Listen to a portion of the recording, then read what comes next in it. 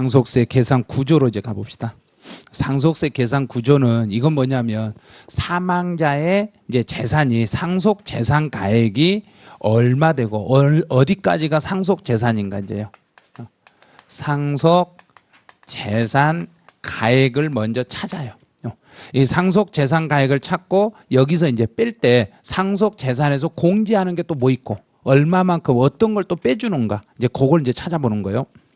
이제 첫 번째 1번은 상속 재산 가액입니다. 그래요. 이 안에가 여러 가지가 있는데 저희 1번이 상속 재산 가액입니다. 그래요. 그럼 이거는 이미 앞에서 정리했어요.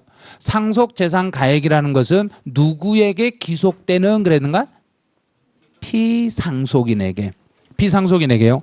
피상속인에게 기속되는 거기다 밑줄 그으세요. 시험 볼 때 진짜 어려운 게 뭐냐면 상속인에게 기속된 재산으로서 이렇게 내놓으면 거의 못 풀어요. 사망자에게 기속되는 재산이어야 돼요. 상속세는 사망자라는 거예요. 사망자에게 기속되는 모든 재산으로서 다음에 물건과 권리를 포함하는데 단 이 사람이 사망하면서 그 권리나 재산이 다른 사람에게 넘어가 버리면 요거는 제외요. 사망으로. 그럼 이제 사망으로 인하여 소멸되는 것은 제외합니다. 그랬어요. 사망으로 소멸되는 것은 제외가 되겠습니다. 네, 금전으로 환가할 수 있는 경제적 가치가 있는 모든 물건이나 재산적 가치가 있는 법률상 사실상의 모든 권리를 포함하겠습니다. 그랬어요. 이미 앞에 정리했던 거예요. 그다음 두 번째로 의제 상속 재산입니다. 이제 의제 상속 재산이라는 것은 의제라는 것은 지금 사망자 손에 이게 들려 있는 재산인가 아직 안 들려 있는 재산인가? 안 들려 있어요. 사망자 손에 들어 있지는 않아요. 사망자 손에 들려 있지는 않아요. 사망자 손에 들려 있지는 않지만 이것도 상속 재산으로 볼 수 있는 게 세 가지가 있습니다. 의제 상속 재산이라는 것은 사망자의 재산으로 볼 수 있는 거. 그러면 내가 사망함으로써 그 사람이 사망함으로써 요 재산을 받는 게 있어요. 그게 이제 타이틀 리즈로 보세요. 여기는 보험금 있죠. 보험금을 수령했다. 그럼 여기서 보험이라는 것은 무엇 때문에 보험을 받았는가? 그 사람이 뭐해서? 죽어서 사망해서 사망자 때문에 사망함으로써 보험금을 사망자한테 주는가요? 살아있는 사람이 받아오는가? 살아있는 사람. 그럼 이거 받았네요. 사망함으로써 내가 받았죠. 그래서 이것도 상속 재산이라는 이야기예요. 그다음 이제 두 번째 이제 상속 재산 하나 찾아냈어요. 그다음에 이제 하나 더 봐야죠. 신탁 재산입니다. 그랬네요. 이제 신탁. 그다음 두 번째로 신탁 재산입니다.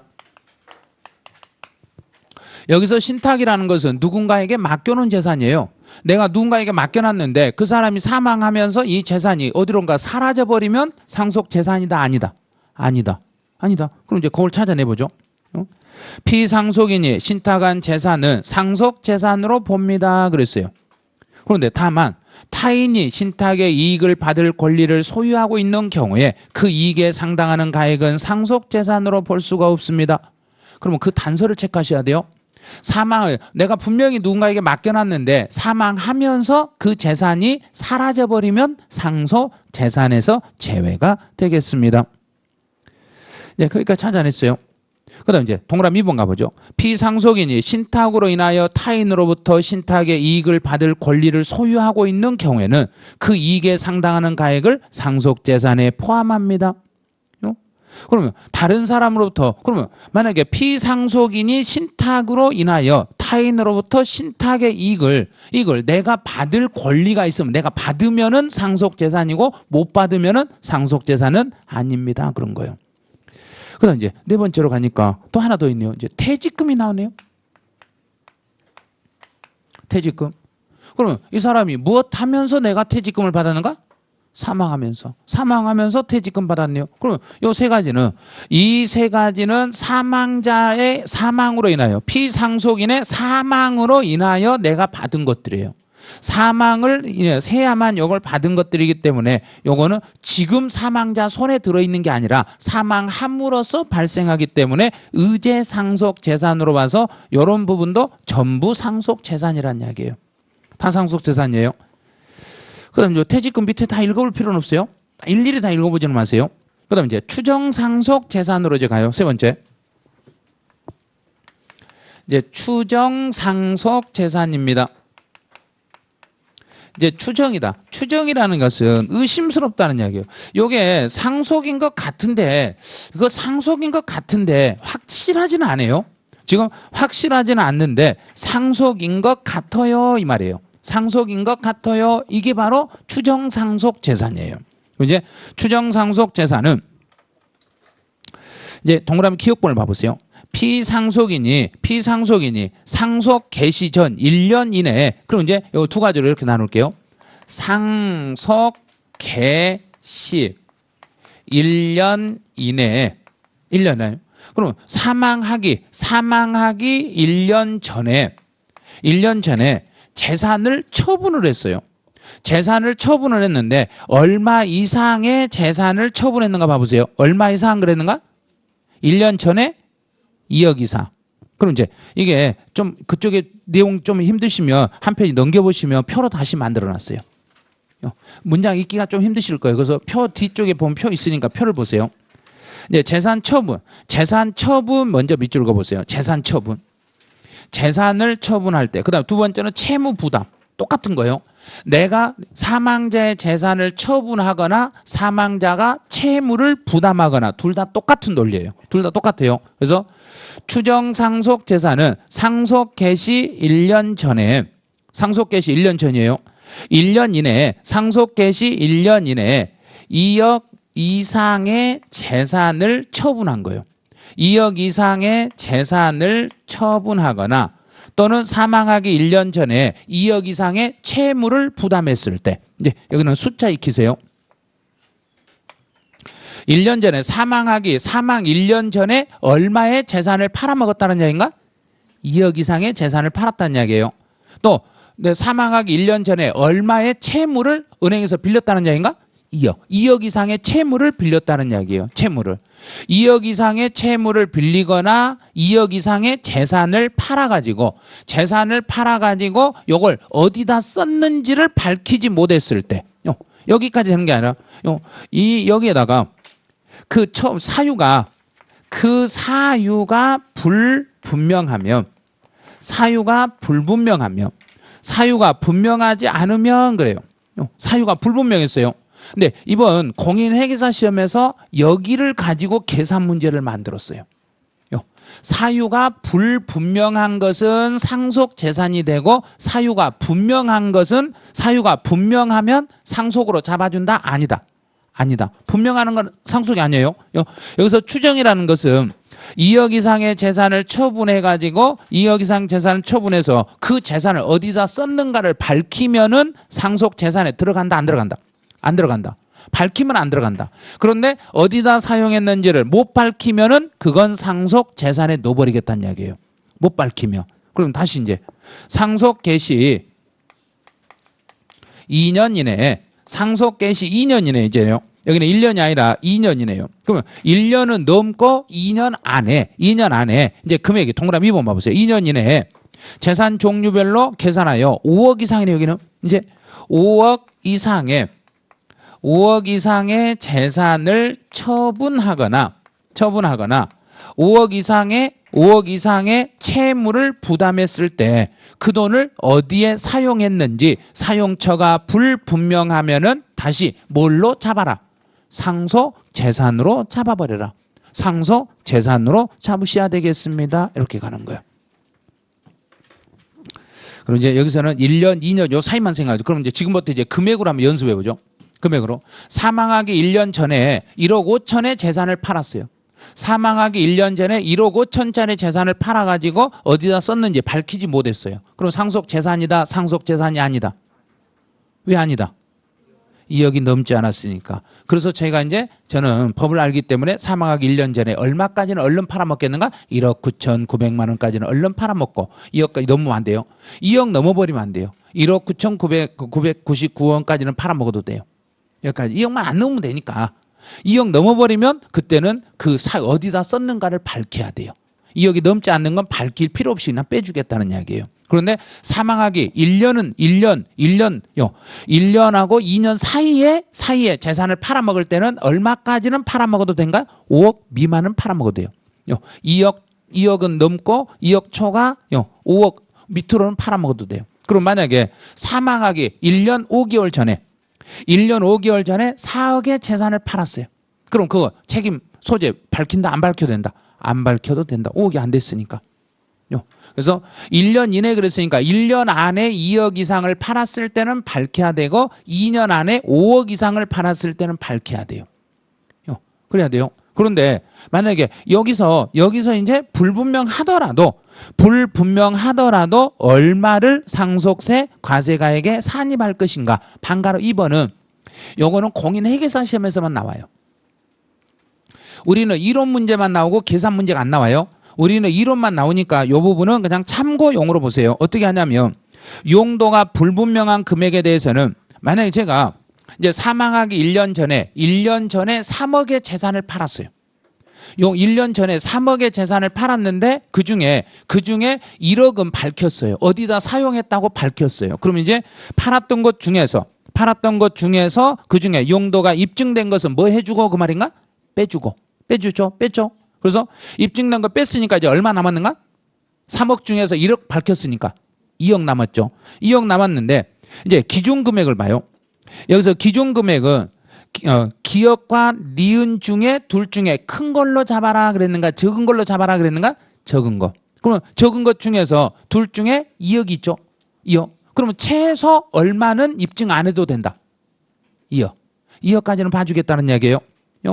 2억까지는 봐주겠다는 이야기예요. 그래서 재산 처분 등으로 인해 받은 가액 곱하기 20%. 곱하기 20%요. 그럼 곱하기 20%니까 만약에 재산을 처분했을 때 재산을 이제 3억을 처분했어요. 3억을 처분했으니까 20%면 얼마가 되는가? 6천. 6천하고 2억을 비교했을 때 둘 중에 큰 걸로 잡아라, 작은 걸로 잡아라. 작은 거. 그럼 얼마를 빼줘라? 6천. 불분명한 것 중에서 지금 2억이 불분명했죠. 3억 중에 1억은 밝혔으니까. 예를 들어서 이제 3억을 처분해가지고 1억은 사유를 밝혔어요. 밝혔으니까 이제 이 중에서 다음에 2억하고 3억 곱하기 20% 이렇게 계산해서 이 사람은 6천이니까 여기가 6천이 됐으니까 6천이 이게 둘 중에 적었잖아요. 적은 금액. 그러면 2억에서 6천을 빼니까 얼마만큼은 상속 재산으로 잡아라. 1억 4천. 이렇게 이번에 공인회계사에서 계산 문제를 풀어라고 나왔어요.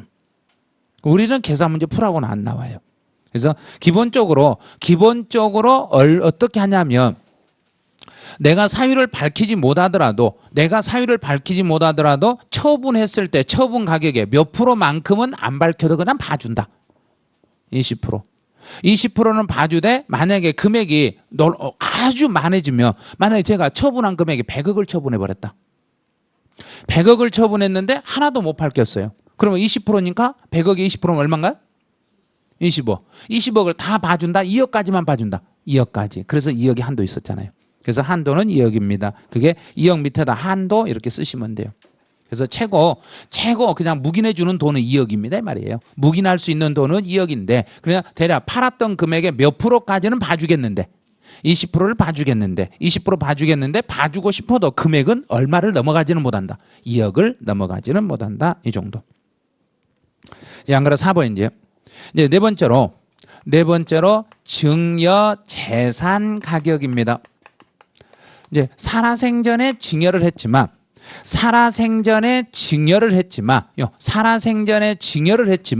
이 사람은 증여로 보는 게 아니라 상속으로 다시 재계산하는 게 있어요.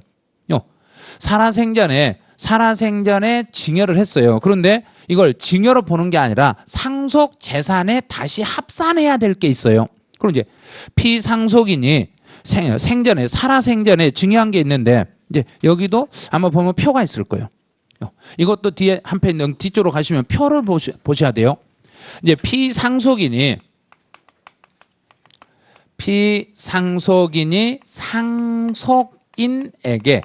상속인에게 살아생전에 증여했을 때는 사망자가 상속인에게 증여했을 때는 상속 개시 10년 이내 증여분을 10년 이내 증여했던 것을 다시 상속 재산에 포함하라는 이야기예요. 그러면 내가 사망하시는 그분이 상속인들에게 살아생전에 몇 년 안에 증여했던 것까지 다시 상속으로 재계산하라는 이야기인가? 10년. 10년이에요. 그러면 이것도 상속 재산으로 본다는 이야기예요. 그럼 만약에 제가 지금 상속을 한 푼도 안 받았는데 7년 전에 증여를 받은 적이 있으면 나는 상속 받은 걸로 본다? 안 받은 걸로 본다? 받은 걸로 본다. 제가 상속인이면 받은 걸로 본다는 이야기예요. 10년 전에 받았더라도 상속을 받은 걸로 친다고 앞에서 가로 그 말이 바로 그런 이야기예요. 그다음에 피상속인이 상속인이 아닌 사람에게 상속인 이외의 자에게서 이 사람에게 증여를 했을 때는 이렇게 증여했을 때는 상속 개시 5년 이내에 증여했던 증여분을 다시 상속재산가에게 합산하겠습니다. 그럼 모르는 사람에게 증여를 했어요. 모르는 사람에게 증여했더라도 그게 사망하기 몇 년 전에 증여했던 것이 있으면 합쳐라 이 말인가? 5년. 5년 전에 사망하기 5년 전에 증여했던 게 있으면 이 사람은 지금 상속 받은 걸로 본다? 안 받은 걸로 본다? 받은 거. 그럼 내가 만약에 지금 상속인이 아니에요. 그런데 상속인이 아닌데 3년 전에 지금 사망하신 분에게 3년 전에 제가 재산을 좀 받은 게 있어요. 그럼 나는 상속세 내야 될 의무 있다 없다? 있다는 이야기예요. 이렇게 푸는 거예요. 그래서 이런 경우 증여재산 가액을 받았더라도 지금 안 받았더라도 과거에 받았던 것도 상속재산으로 보고 이 사람들도 세금을 내셔야 됩니다. 그 말이에요. 그 다음에 이제 그 표 바로 밑에 거 한번 봐보시죠. 이제 동그라미 2번. 비거주자의 사망으로 인하여 상속이 개시되는 경우에는 비거주자요. 비거주자의 그럼 비거주자가 사망했네요. 그럼 비거주자가 사망했을 때는 국내에 있는 재산을 증여한 경우에만 그 증여재산을 상속재산가에게 가산합니다. 주의해야 되겠네요. 이번에 이것도 과거에 있었는데 문구가 이쪽으로 합쳐졌어요, 지금. 그러면 사망자는 어디에 있는 재산만 세금 내라 그랬는가?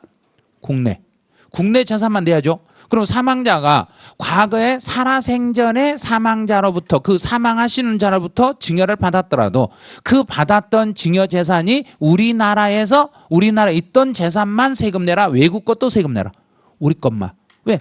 거주자는 국내 재산만 세금 내니까. 그래서 여기서도 국내에서 받은 국내에 있는 재산을 증여한 경우에만 상속 증여재산가액에 포함하시겠습니다. 그래요. 그다음 동그라미 3번 중요 표시하세요. 3번 중요. 그러면 이제 지금 여기서 5년 전, 10년 전에 이것도 이 두 개요. 상속 개시 10년 전에 상속인에게 증여한 것도 상속재산에 합치고 사망하기 5년 전에 상속인이 아닌 사람에게 증여한 것도 합쳐요. 이렇게 합쳤어요. 그러면 여기에 합쳤을 때 이제 이 재산의 가액을 평가할 때는 이 재산 10년 전, 5년 전에 증여했던 가격을 평가할 때 지금의 가격으로 평가해라? 그 당시의 가격으로 평가해라? 그 당시예요. 그 당시. 그래서 체크하라는 거예요. 여기서 그럼 이제 딱 체크할게요. 증여일 현재 시가 거기다 강조하세요. 증여일 현재. 증여 당시의 가액으로 평가합니다. 지금 상속 개시일 현재로 평가하는 거 아니에요? 상속 개시 당시로 평가하는 게 아니라 증여 당시의 가격으로 평가를 하시면 돼요. 증여 당시 가격으로 평가를 해주시면 돼요. 그다음 이제 동그라미 4번 가보시죠. 이제 동그라미 4번 그랬어요. 이제 상속 재산에 가산한 증여 재산에 대한 증여세. 그럼 이제 여기서 과거에 옛날에 냈던 증여세가 나면 이제 그러면 이 중에서 기, 납부, 증, 증여세. 그럼 기납 예전에 10년 전, 5년 전에 냈던 증여세는 이미 증여세 그때 냈는가 안 냈는가? 냈죠. 이미 냈죠. 이미 냈는데 이제 증여가 되는가 상속이 되는가? 상속이죠. 그럼 증여가 아니라 상속이니까 옛날에 냈던 증여세는 그냥 정부가 먹어버려야 되는가 돌려줘야 되는가? 돌려줘야죠. 돌려줘야 돼요. 돌려주는데 환급하는 게 아니라 기납부세액으로 공제해줘요. 그래서 산출세액에서 납부세액에서 차감시켜주면 돼요. 이제 질문 봐요. 어떻게 한 거 보세요. 증여재산에 대한 증여세. 이 증여세는 동일한 재산에 대한 이중과세를 방지하기 위해서 상속세 산출세액에서 공제합니다. 산출세액에서 여기에서 공제를 하시면 돼요. 산출세액에서 공제하면 돼요. 상속세 낼 금액에서 빼주면 돼요. 상속세 내야 될 금액에서 빼고 계산을 해주시면 돼요. 만약에 상속세가 지금 낼 게 하나도 없다. 계산해보니까 하나도 없어요. 한 푼도 없어요. 증여세는 받았는데 상속세 낼 게 한 푼도 없으면 그 돈은 돌려준다 안 돌려준다? 돌려준다. 정부가 결정한 날로부터 며칠 안에 돌려준다. 국세기본법 따르면 되잖아요. 30일 안에 돌려주면 되겠습니다. 특별한 규정 없으니까 국세기본법을 따라가시면 돼요. 그럼 이제 단서가 났네요. 상속세 과세가액에 가산하는 증여재산에 대해서는 국세기본법에 규정된 기간의 만료로 인하여 증여세가 부과되지 아니한 경우에는 그러하지 않습니다. 그럼 이게 뭐냐면 이제요. 이게 만료가 돼가지고 기간이 만료돼가지고 증여세를 물리지 못해 제척기간이 만료돼가지고 증여세를 물리지 못하는 부분에 대해서는 그거는 돌려준다 안 돌려준다? 앞에서 보죠. 다시요. 그리고 다만 상속세 과세가액에 가산하는 증여재산에 대하여 국세기본법에 규정된 기간의 만료로 인하여 증여세가 부과되지 아니한 경우에는 그럼 증여세가 과거에 증여세가 부과가 안 됐던 게 있어요. 기존에 증여세를 안 냈으니까 지금 돌려줄 필요 있다 없다? 없다. 옛날에 안 냈으니까 그런 거 돌려줄 이유가 없다는 이야기예요. 이런 건 돌려줄 이유가 없습니다. 그래요. 그래서 이제 비과세 상속재산 가액으로 내려보세요. 비과세. 거의 대부분 뭐 예를 들어서 여기서 전사자 그랬네요. 전사자는 뭐 어디 참전해서 그 말인가? 전쟁에 참여해서 사망해 버리시며 이 부분에 대해서는 상속세를 부과하지 않습니다. 그래요. 이제 비과세되는 상속재산으로 잡아요. 비과세. 그중에 한 2개 정도는 봐야 될 거예요. 첫 번째 1번 꼭 보셔야 돼요. 국가 나오죠. 그 다음에 중간 끝에 단체 애자 있죠. 애자 체제입니다. 국가에. 제가 국가에다가 내가 죽거든 내 재산 전부 국가에 줘버려라. 국가에 한원해버렸어요. 그래서 내가 죽거든 내 재산을 전부 국가에다 넘겨버렸어요. 유언을 해버렸어요. 국가로 줘버리라고. 그러면 정부는 세금 물린다 안 물린다? 안 물린다. 그래서 유증을 했을 때는 국가에게 유증한 경우에는 이런 경우는 세금을 물리지 않습니다. 이게 비과세가 되는 거예요. 그 다음에 나머지 내용들은 다 필요 없고, 그 다음에 이제 동그라미 4번 봐보세요. 동그라미 4번. 4번 좀 특이하죠? 정당이네요, 정당. 정당에게 유증을 하면은, 정당에게 내가 증여를 하고 죽으면서 내가 이거를 이제 어느 정당이 마음에 든 정당이 있었어요. 그래서 그 정당에다 제가 줘버렸어요. 죽으면서 이거 다 몽땅 그 정당 줘버려라. 그러면 그때 세금 물리고 가져간다. 공짜다. 공짜. 그럼 세금 나와도 안 내도 돼요. 상속세 안 내도 돼요. 그 다음 보면은 동그라미 6번 조심하세요. 6번 앞에다 주의하고 다르세요. 6번을 주의하세요. 이건 어떤 내용이냐면 이제 상속을 받았어요. 그러면 유언을 안 했어요. 사망하신 분이 유언을 안 했어요. 그런데 상속인들이 협의해가지고 상속 받은 사람들이에요. 상속인들이 협의해가지고 상속세 신고 기한 내에, 그거 제일 중요한 게 신고 기한이에요. 상속세 신고 기한 내에 국가에 증여해버렸어요. 이제 이거 유증이 아니에요. 증여예요. 그러면 상속인들이 사망자의 재산을 받아가지고 신고하기 전에 신고 기한 내에 그 재산을 전부 국가에게 증여해버리면은 국가는 세금을 받는다 안 받는다? 안 받는다. 그러면 말을 바꿔볼게요. 상속세 신고 기한이 지난 후에 증여했을 때는 세금을 받는다 안 받는다? 받는다. 무조건 준다 해서 안 받는 게 아니에요. 신고 기한 내에 증여했을 때만 세금을 안 받는 거고, 신고 기한 후에 증여했을 때는 주려면 뭐 해라 이 말인가? 봐요. 금방 이해했네요. 주려면 빨리 주라 이거 빨리.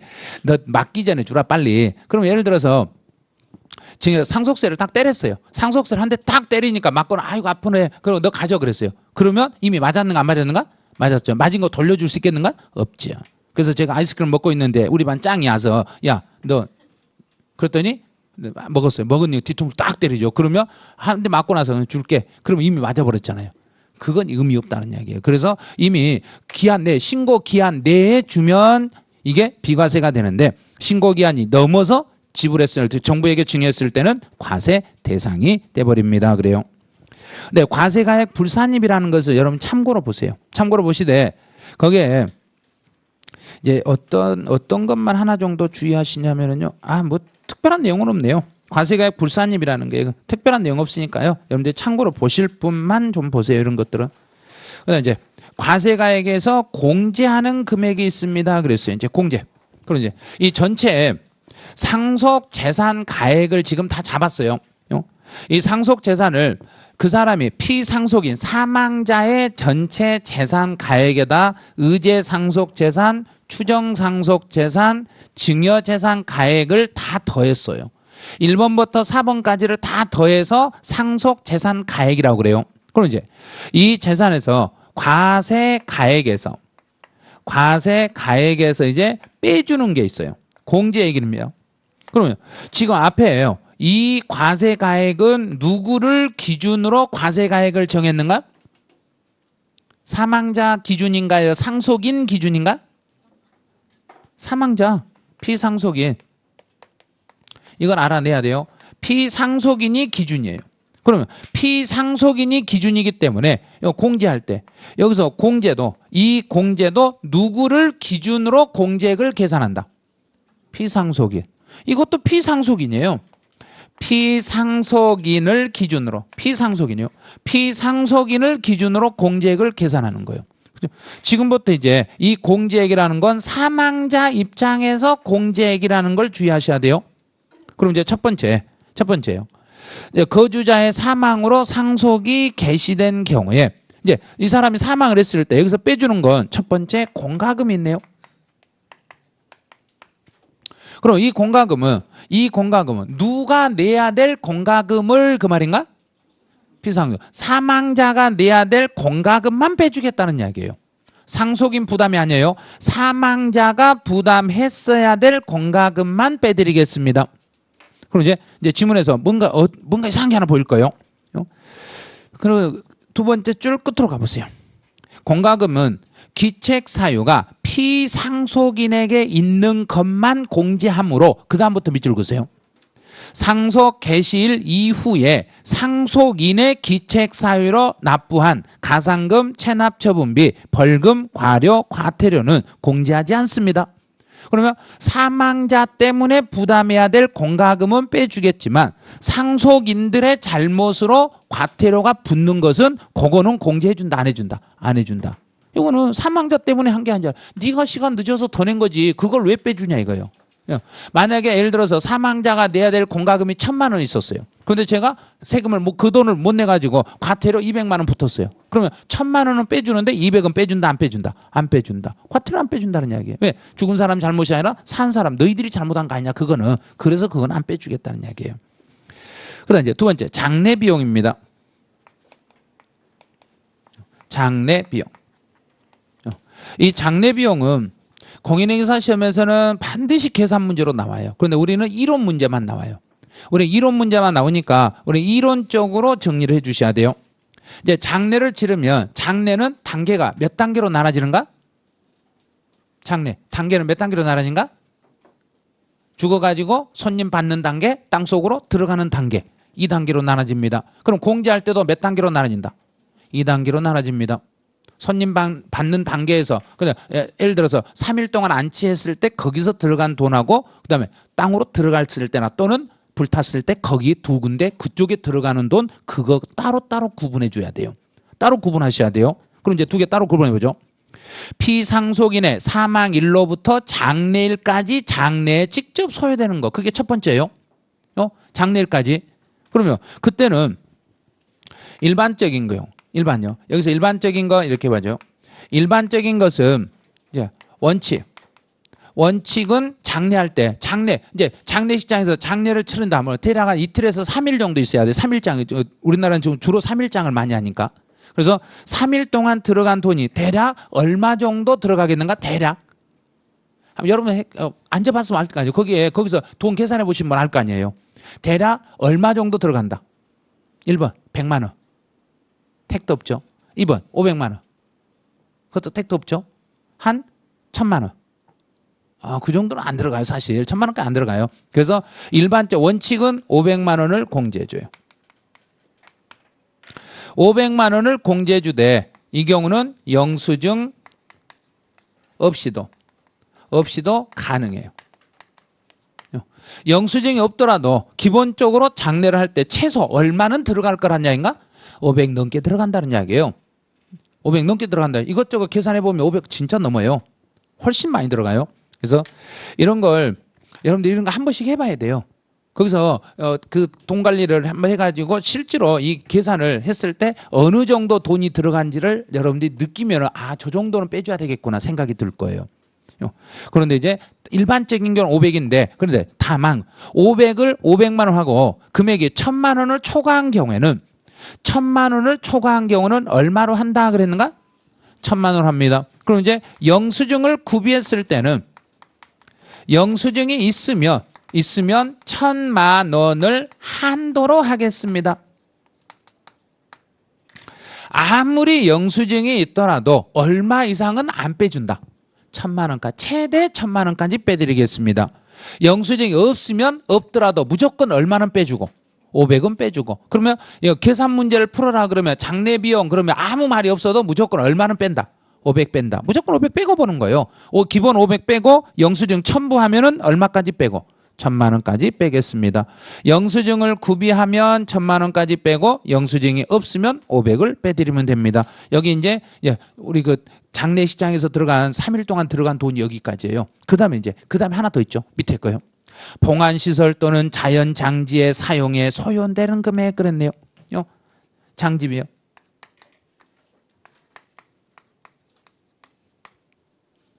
그럼 이제 그 경우는 500만 원을 초과하는 경우 500으로 한다 그랬네요. 장지 비용은 또 여기도 또 얼마를 한도로 한다. 500을 한도로 하겠습니다. 500만 원을 한도로 하겠습니다. 이런 거예요. 그래서 장례식장에서 최대 1000만 원, 또 현장에 갔을 때 최대 500에서 다 합치면 얼마다? 1500까지는 빼주겠다는 이야기예요. 1500까지는. 그러면 장례 한번 하실 때 대략 돈을 얼마 정도는 지금 가지고 있어야 된다는 이야기인가? 그렇죠. 1500은 있어야 돼요. 그 정도 진짜 들어가요. 그 정도.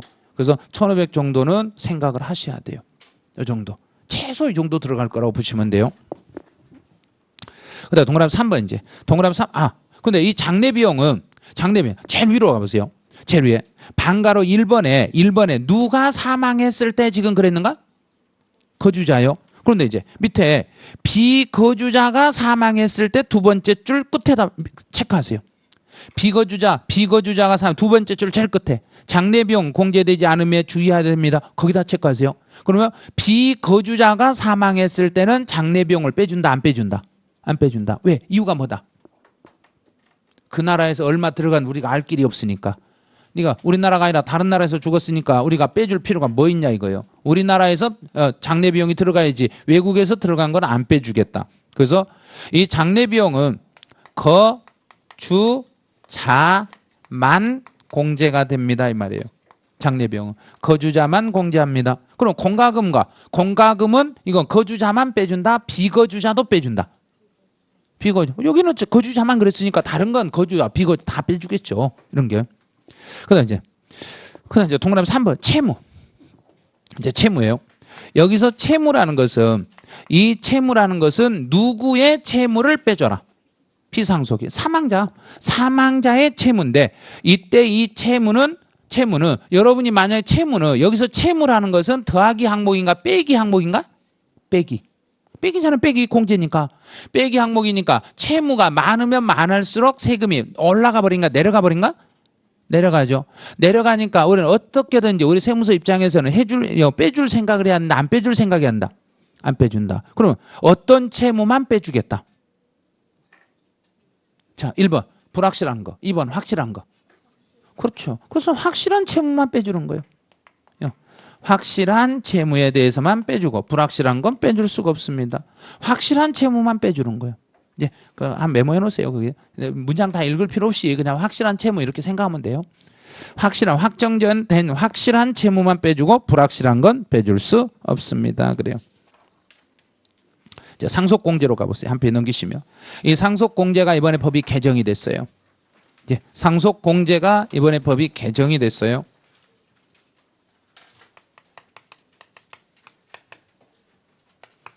이제 상속공제는 먼저 첫 번째 기초공제. 사망을 하시면 사망하신 분의 전체 재산을 계산해 가지고 그 재산 중에서 공과금이나 장례비용이나 채무를 먼저 빼요. 요 세 개를 빼요. 이 세 개를 빼고 난 다음에 다시 상속공제를 해줘요. 여기서 이 상속공제라는 것은 사망자 입장에서 빼주는가요? 상속인 입장에서 빼주는가?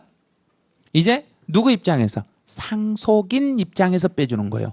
여기서 공제액은 누구 입장에서 공제하고? 피상속인. 피상속인 입장에서 공제하고 상속공제는 이 상속공제라는 것은 상속인 입장이란 이야기예요. 상속인 입장에서 이렇게 빼주는 거예요. 그럼 이제 누군가가 사망하면 사망하신 분의 재산 중에서 기본적으로 기초적으로 2억을 무조건 퉁쳐서 빼줘요. 그래서 사망할 때 사망하신 분이 가진 재산이 2억도 안 되면 상속세 내고 간다, 안 내고 간다? 가시려면 가면서 상속세라도 내보고 가야 된가요? 우리 자녀들에게 상속세라도 한번 구경이라도 해보게 해야 된가요? 구경 안 해보게 해야 된가? 구경? 해보게 해야죠. 재산을 그래서 얼마 이상은 남겨놓고 죽어라. 그렇죠. 2억 이상은 남겨놓고 죽어야 돼요. 이제 가시려고 딱 하면 혹시 2억 있어요? 2억 없어요. 아직 가지 마세요. 아직 벌고 가세요. 그래야 돼요. 아직 가지 마세요. 그래야 돼요. 그래서 2억은 기본으로 빼줘요. 2억은 기본으로 빼주는데 여기 함정이 들어있어요. 거주자가 사망하던 비거주자가 사망하던 모두 다 빼줍니다. 이제 그럼 이제 첫 번째 봐보세요. 기초공제는 거주자, 비거주자 둘 다 딱 체크하세요. 앞에 첫 번째 앞에 있을 거예요. 기초공제는 거주자, 비거주자 모두 다 공제를 받는데 금액 얼마까지 받을 수 있습니다. 그랬는가? 2억까지 받을 수 있습니다. 그래요.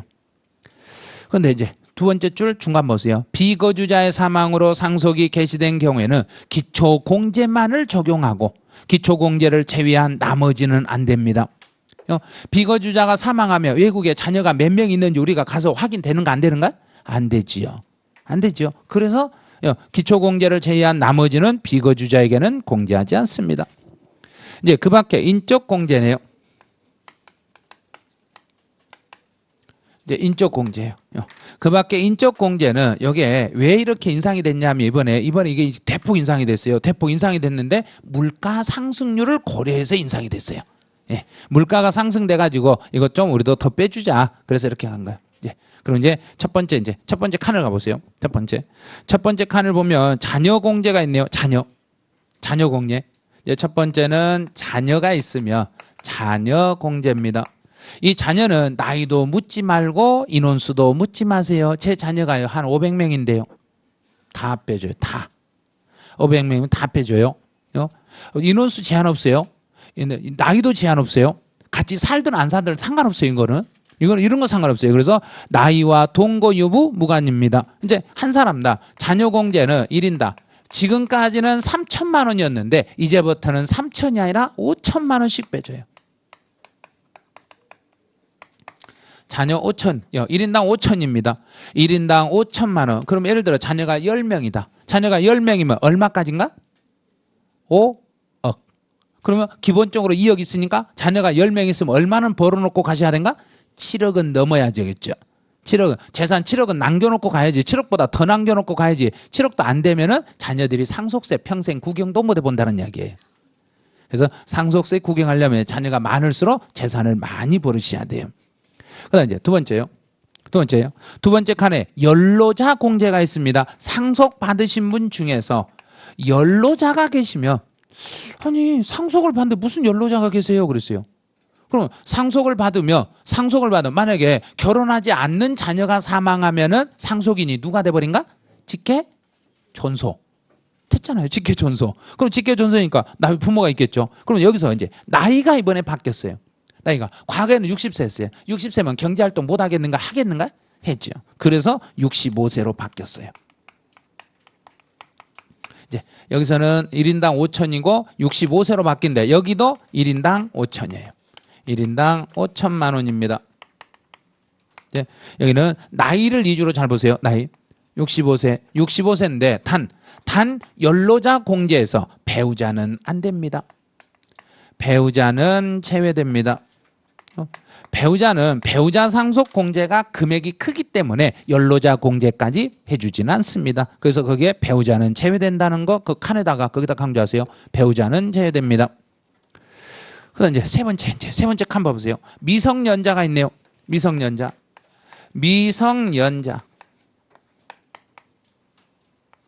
여기도 나이를 잘 보세요. 미성년자는 이제 19세입니다. 19세 미만의 미성년자가 있으며 이제 20세가 아니에요. 이제 요즘은 이제 미성년자를 몇 세가 넘으면 미성년자 아닌가요? 19세부터 이제 성인으로 보는 거예요. 19세부터. 그래서 여러분 다 이제 미성년자 아니에요. 그럼 여러분들은 이공제를 못 받는다는 이야기예요.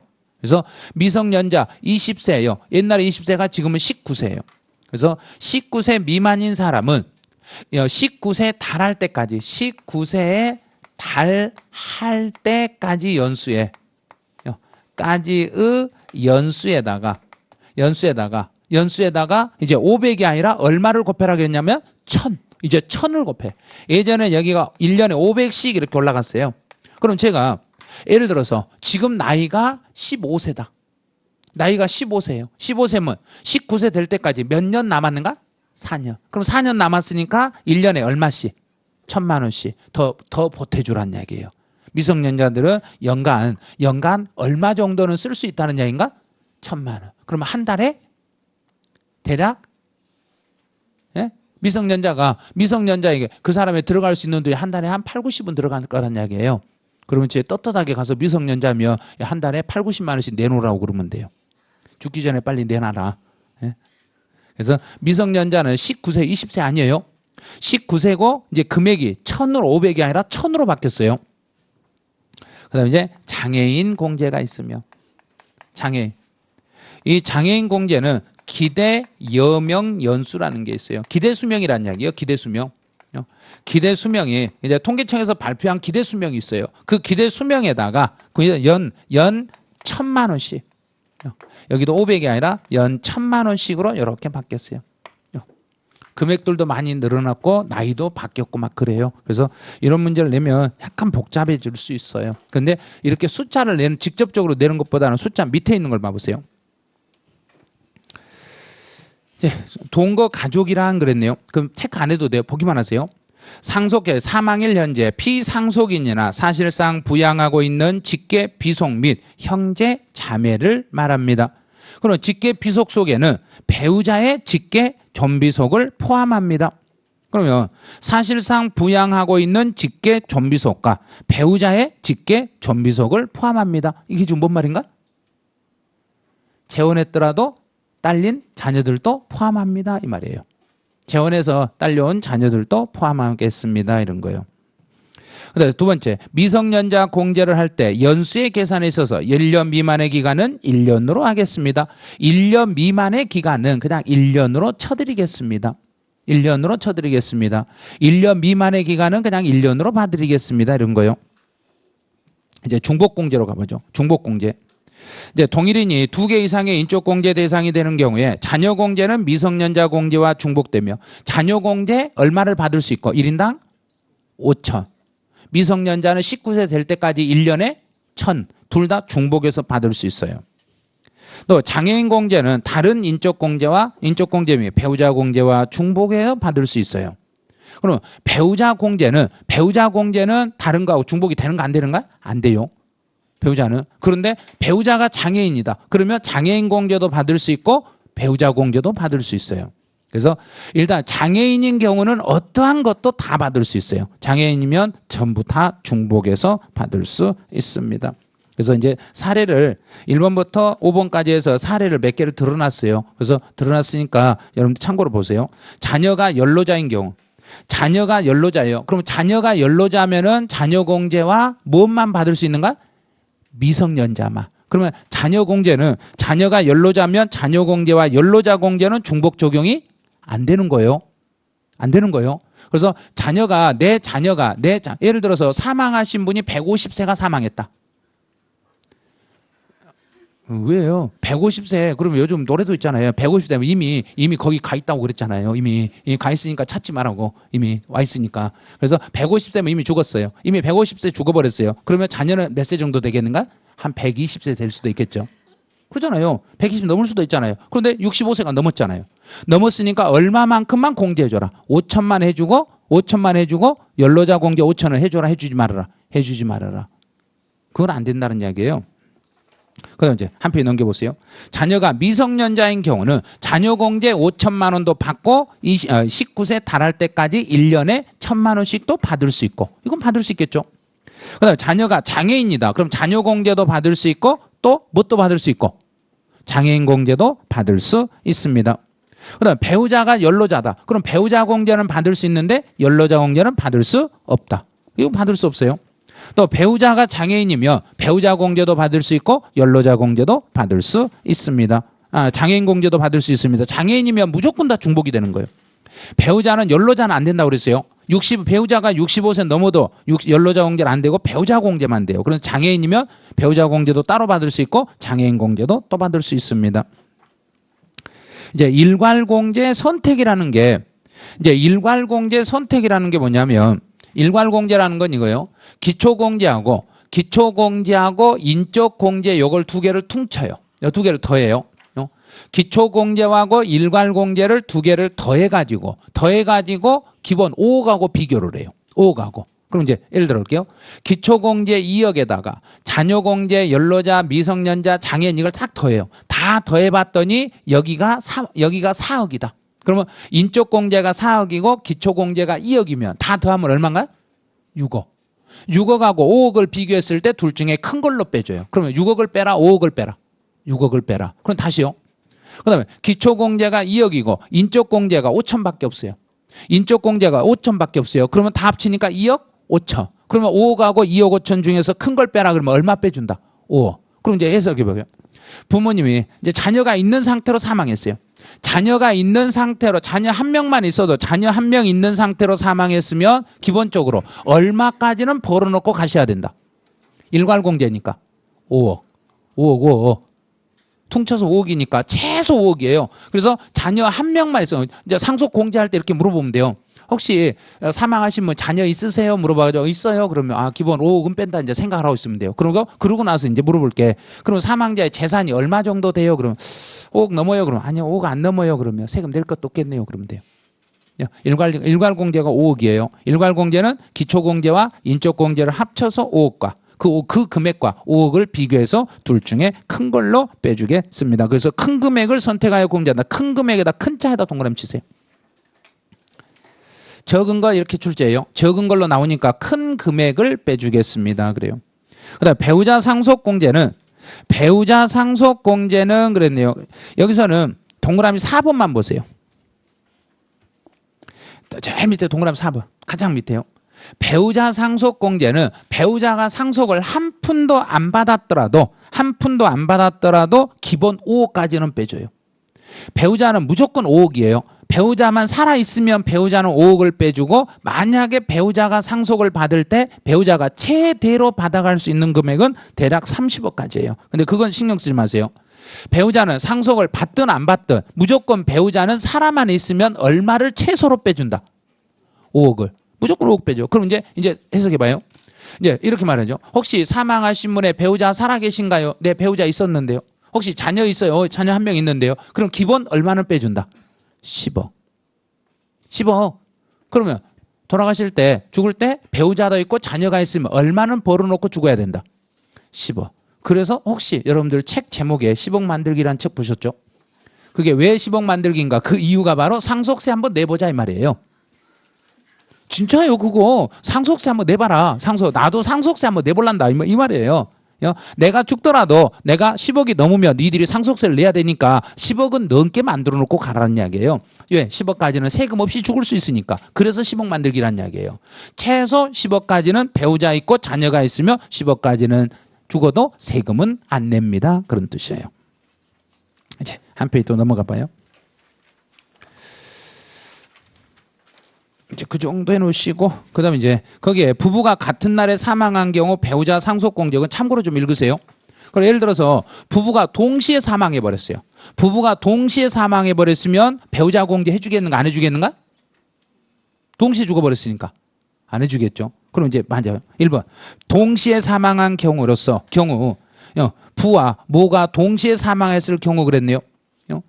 동시에 사망한 경우 그랬어요. 그럼 부와 모가 동시에 사망했을 때는 그때는 각각 개별로 계산하여 과세하며 이 경우 그 다음에 밑줄 그으면 돼요. 배우자 상속공제는 적용되지 않습니다. 배우자 상속공제는 적용을 할 수가 없습니다. 그래요. 이제 같은 날에 아침에 한 분이 돌아가시고 저녁에 또 한 분이 돌아가셨어요. 동일한 날 동시에 똑같이 사망한 게 아니라 시차를 두고 사망했을 때는 배우자 공제를 받을 수 있다 없다? 시차를 두고 사망했으니까 일단 상속 받았다 안 받았다? 받았죠. 받고 또 죽었잖아요. 받고 다시 돌아가셨으니까 일단 배우자 공제를 받아요. 배우자 공제를 받고 다시 재상속이 되기 때문에 단기 상속 공제라고 해서 단기간 상속을 했을 때는 세금을 또 줄여줘요. 이게요. 그래서 같은 날에 시차를 두고 사망한 경우에는 이 경우는 이제 그러면 먼저 세 번째 줄 봐보세요. 상속 공제를 먼저 상속공제를 적용하고 나중에 사망한 자의 상속세 과세가액에서는 먼저 사망한 자의 상속재산 중에서 그의 지분을 합산하고 단기 재상속에 대한 세액공제를 적용하겠습니다. 그래서 단기에 사망하면 상속세 중에 일부를 빼줘요. 한번 냈던 거 있잖아요. 그 냈던 걸 그냥 100% 빼주는 경우 있고 80% 해서 쭉 밑으로 이제 단기 기간이 있어요. 그 기간이 아마 뒤에 어디 있을 거예요. 뒤에 쪽에다 해놨으니까 뒤에 나오다 보면 거기서 알려드릴게요. 이 부분은. 이제 물적 공제는 공부를 안 하셔도 돼요. 요거는 공무원 시험용이 아니에요. 시험용은 아닌데 세무서에 들어가서 여러분들은 공부를 하셔야 돼요. 근데 지금은 공부하지 않을 거예요. 이쪽은. 그다음 이제 상속 공제 적용의 한도라고 돼 있는 게 이제 17쪽하고 18쪽 쪽에 이제 넘겨보세요. 이제 공제할 금액이 이제 상속재산 가격이에요. 상속재산 가액에서 과세가액 공제액을 빼고 또 상속공제가 만약에 지금 상속재산이 3억이에요. 3억인데 공제 한도가 3억 5천이네요. 그럼 5천을 나중에 또 빼준다? 안 된다. 안 된다. 왜? 죽을 때 몇 번 죽으니까. 한 번 죽으니까 더 이상은 안 빼주겠습니다. 이 말이에요.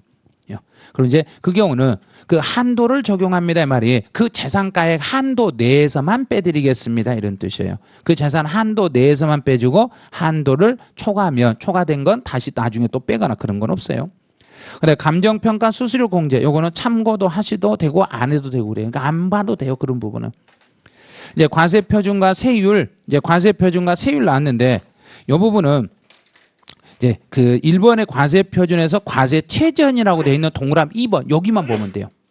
그 부분만 동그라미 2번 봐보세요. 상속세 과세표준이 50만 원 미만이면 상속세를 부과하지 않아요. 그건 기억하셔야 돼요. 과세표준이 그랬으니까 뺄 것 다 빼고 이 말인가요? 원 금액이 이 말인가? 뺄 것 다 빼고 세금을 계산하려고 할 때 50만 원도 채 안 되면 세금 계산해라 하지 말아라. 50만 원 미만이면 계산하지 말아라. 그 다음 이제 세율로 가봐요. 세율은 5단계 초과 누진 세율이네요. 5단계란 거 밑줄 그으세요. 5단계 초과 누진 세율입니다. 5단계 누진 세율인데 한 페이지 넘겨봐요. 5단계가 이제 10%에서 50%까지 5단계네요. 그래서 단계가 1단계부터 10%, 20%, 30%, 40%, 50% 이렇게 단계가 올라가요. 그래서 금액이 과세표준이 1억 이하이면 10%예요. 기본적으로 이 정도는 알아야 돼요. 재산 중에 예를 들어서 제가 11억의 재산이 있었어요. 11억의 재산인데 배우자도 있고 자녀도 있어요. 그럼 기본 얼마를 먼저 빼고 계산한다? 10억. 최소 10억 빼요. 그럼 10억 뺐으니까 남은 게 얼마다? 1억. 1억에 몇 프로 곱하고? 10%. 그럼 세금 얼마 낸다? 1,000만 원. 금방 나오잖아요.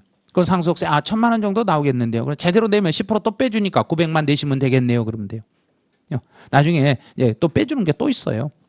그다음 이제 양가로 2번에 세대를 건너뛴 상속. 세대 건너뛰었다는 것은 예를 들어서 부모가 자녀에게 바로 상속하는 게 아니라 손자에게 상속을 해버리며 손자에게 상속하시면 이게 세대를 건너뛴 상속이에요. 세대를 건너뛰었을 때는 할증과세가 있는데 일단 세 번째 줄 제일 끝에 100분의 30을 할증해요. 30% 할증해요. 그런데 가로가 이번에 법이 개정됐어요. 그 30% 바로 뒤에 가로 있죠. 이 가로 항목이 이번에 개정이 됐어요. 피상속인의 자녀를 제외한 직계 비속이면서 미성년자에 해당하는 상속인 또는 수유자가 받았거나 받을 상속 재산의 가액이 20억을 초과했을 때는 그러면 이제 만약에 미성년자에게 우리가 손자인데 미성년자에게 건너뛰기 식으로 해서 세대를 건너뛰어서 20억을 넘는 금액을 상속했을 때는 할증과세가 30%가 아니라 이제 몇 프로로 바뀐다? 40%로 바뀌어요. 일반적으로 세대를 건너뛰면 30%만큼 할증을 해야 되는데 30% 할증해야 되는데 여기서는 예외적으로 30%가 아니라 미성년자에게 얼마 이상 얼마를 넘겨주면 20억을 넘게 넘겨주면 40% 할증과세로 이번에 바뀌었어요. 그래서 이제 그 팁에 이번에 개정된 내용을 써놨어요. 이 개정된 내용이 30%에서 미성년자에게는 40%로 할증으로 상향됐습니다. 이렇게 메모해놨어요. 그 참고만 하세요. 그다음 이제 세액공제라고 있는데 증여세액공제는 앞에서 했던 것 같네요. 증여세액공제, 증여세액공제는 이거는 사망자가 상속인에게 몇 년 전에 증여했던 거, 10년 전에 증여했을 때 냈던 증여세를 다시 상속세에서 다시 빼준다 안 빼준다? 빼준다. 그 바로 그 내용이에요. 그 정도만 생각하세요. 그다음에 이제 양가 한 편이 넘겨주셔서 양가로 4번을 보세요. 4번. 신고세액공제 잘 봐야 돼요. 여기서 신고세액공제라는 것은 상속세를 제때 신고하시면은 10%를 빼줘요. 제때 신고하면 10%를 빼줘요. 그래서 신고요. 이제 지문을 어떤 지문인가 잘 신고한 경우에는 거기다 밑줄 그으세요. 신고한 경우에는 10%에 상당하는 금액을 공제하겠습니다. 신고만 하면 10% 빼드리겠습니다. 그럼 동그라미 2번에다 앞에다 주의하고 다르세요. 동그라미 2번. 2번을 주의하세요. 2번. 이게 왜 주의해야 되는가 이제 이 보죠. 신고세액공제는 신고기한 내 신고한 자에 대해서는 적용하는 것이기 때문에 납부하지 않아도 신고세액공제를 빼드리겠습니다. 돈을 안 내도 돼요. 신고만 하면 돼요. 왜냐하면 상속세는 내가 신고하면서 세금이 끝나버린가요? 정부가 최종 결정을 해야 된가? 그렇죠. 정부가 최종 결정을 해야 되기 때문에 이 사람이 과세표준 신고만 해줘도 10% 빼주겠다는 이야기예요. 신고만 해도 돈 안 내도 돼요. 돈을 납부해야만 10% 빼줍니다. 그러면 틀려요. 돈 내지 않았더라도 신고만 하면은 10% 공제를 해드리겠습니다. 그다음에 바로 위에 보면 단기 재산 상속. 만약에 상속을 받고 나서 1년 이내 또 다시 사망해버리면 상속세 내는가? 아예 안 내는가? 아예 안 내죠. 상속 내고 100% 빼주겠다는 이야기예요. 100%. 내가 냈던 상속세 100% 그냥 빼주겠다는 이야기. 1년 안에 돌아가셔버리면.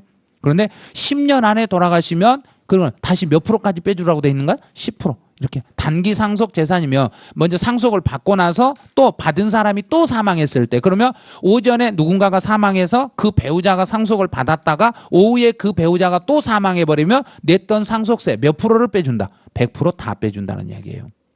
이렇게 되는 거예요. 여기까지만 해놓으세요. 여기까지 해놓으시고 이제 납세 절차부터 나머지 이제 증여세 마지막까지는 이제 1시간이면 끝나요. 1시간 정도면. 그래서 여기까지 해서 마지막 이제 1시간 남았으니까 1시간 정도 더 정리하고 마치는 걸로 하죠. 이제 잠깐 쉬었다가 또 갑시다.